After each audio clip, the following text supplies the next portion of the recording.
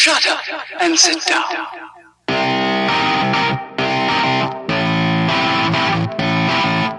Hello, and welcome back to RP Legends slash Game Chase, guys. Today we're going to be talking about NPCs.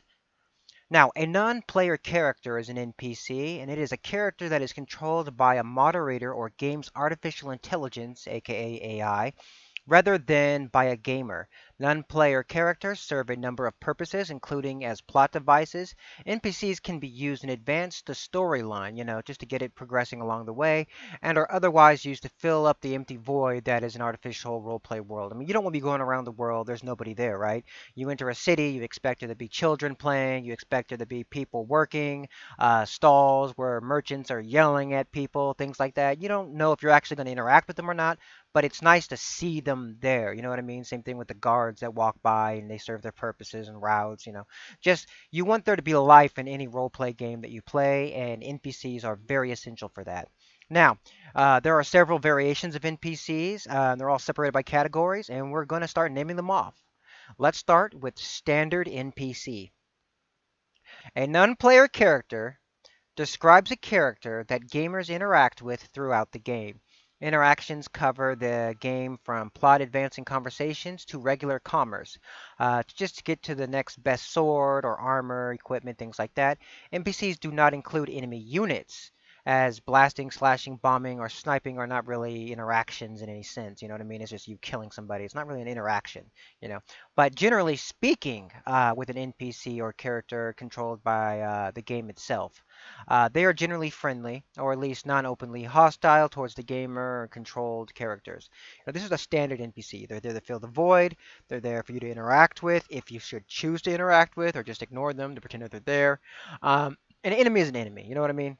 An enemy NPC wouldn't be somebody who just comes at you trying to kill you, or a wolf, or a tiger, monsters, things like that. Those aren't NPCs, unless they start talking to you and giving you a long-winded narrative, in which case they survive or they don't engage you directly.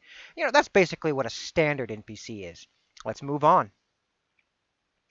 An NPC, or named NPC. Now, named NPCs are usually essential or plot-based NPCs, but their development or storylines are typically used to showcase a vast diversity and detail to the world. For example, there could be a girl named Maddie who lives in town, and Maddie sells odd trinkets or flowers that she finds in nearby ruins, things like that. Or there's a guard named Max. He's an old man, he's been in the field for many years. He's 5 years from retirement, or 5 weeks from retirement, that kind of thing. Now he's a guard, but what's different than all the other guards is that he has a name. He's got a little bit of background story.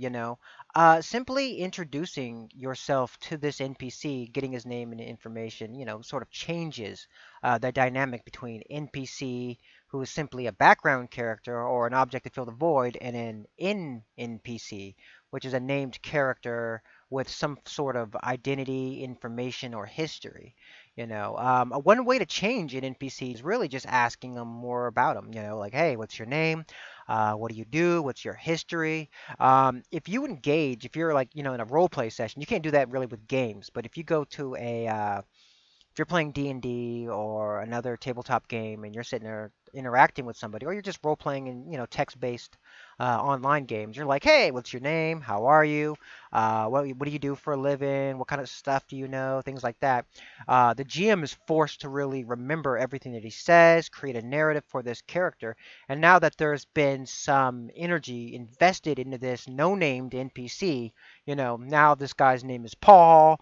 Paul does jujitsu. Paul has a shop. He's got a girl he likes. You know what I mean? He's now become a named NPC.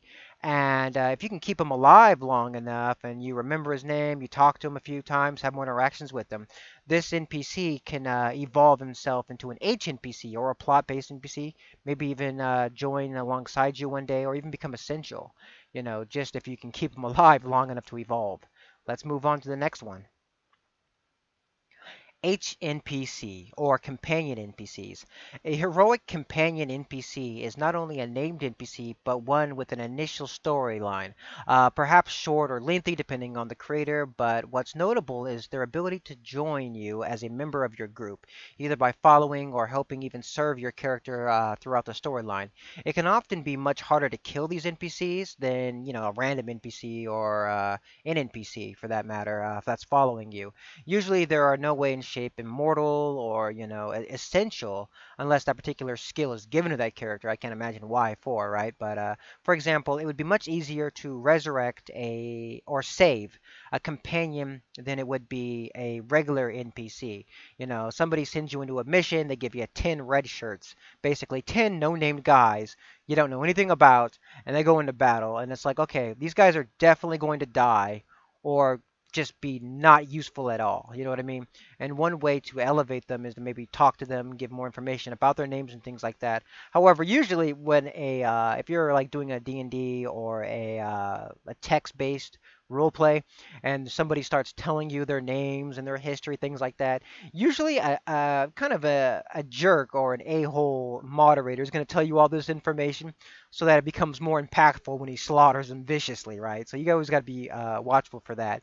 Anybody who you know a little bit more information about that's an NPC, that's a companion following you for one mission or another, you're going to really focus on keeping him alive or her alive as long as possible so that they can progress and become stronger, maybe more essential, and can help you further along in your storyline, plot, or game.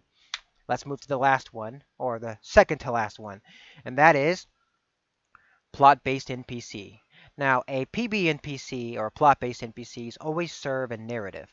They are essentially placed in the world to offer a player's quest or are placed in key locations in order to push the narrative of a story further on. At times, a plot-based NPC will either be much stronger or much harder to kill due to the level of detail placed into the creation. For example, some NPCs like evil boss NPCs or super tough allies, things like that. They're PB NPCs. They serve a plot-based narrative. You can have the captain of the guard who talks a lot of crap to you. You could always kill him, essentially, if you could or can. But really, he's just there until you win his trust or you evolve or it turns out he's a bad guy or some stuff like that. You know what I mean? But you can kill him at any time. And that's really essential. Plot-based NPCs, they'll serve a storyline, they'll serve a plot, but you can either ignore it, screw it up, or just, do whatever you want to do to it.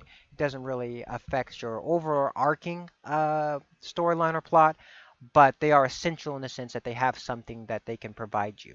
Speaking of essential, the ENPC or essential NPC. An essential NPC is basically much like a PB NPC, save for only one key difference, and that is that the character cannot be killed. That character has reached a particular narrative or quest point. Perhaps this NPC can never be killed by a player, or perhaps their death is reserved for something else later on the line. Like maybe they're supposed to die by an enemy faction 4 storylines into this narrative. You know what I mean? Like it's the 12th time you come back to the game, he's a king and suddenly he's assassinated. But before that, he was your friend, and before that, he was just some random guy that you knew. But for some reason, even if you try to kill him or somebody else tried to kill him, he was always like he's just always seemed invincible. For example, like Sephiroth from Final Fantasy, he was pretty much an unkillable fighting machine, right? You first fight him, he's impossible to kill, he's super strong, but later on down the line, as you fight him, there eventually comes a time where after he's served his storyline and purpose, he's killed your girl, things like that, and the final battle begins, he's able to be killed. But up until that point, he was essential. You can have sometimes companion NPCs that are essential. You know what I mean? They'll get defeated, they'll run, they'll flee, but they'll never die. And then until they reach a point where it's progressive to the storyline for them to be killed in order to progress the storyline or key emotion for you to really be engaged in. And then after that, it is what it is. So these are the essential types of NPCs that I'm aware of. I'm sure they have different names across the board, but it's good to know these certain categories for NPCs because sometimes you can spot a certain type of NPC just by how they act or how much detail has been given into them. And if you know an NPC is essential, you won't try to kill it and embarrass yourself. If you know an NPC could be progressed to an H NPC or a named NPC and help you further on the storyline, you know how to do that, things like that. So I'm glad we've talked about this. I hope everything that I've told you so far has been important or valuable to you guys, furthering out your storylines or game mechanics. If you like what we do, be sure to subscribe, hit a like, share. For the love of God, guys, share. Tell your friends about it because I could always use more views and I could always use more subscribers. Now, remember, guys, we're also going to be showcasing this on Game Chase just because, it's helpful and content's content, right? But yeah, thank you guys for coming, and I'll see you next time here on RP Legends and Game Chase. Have a good day.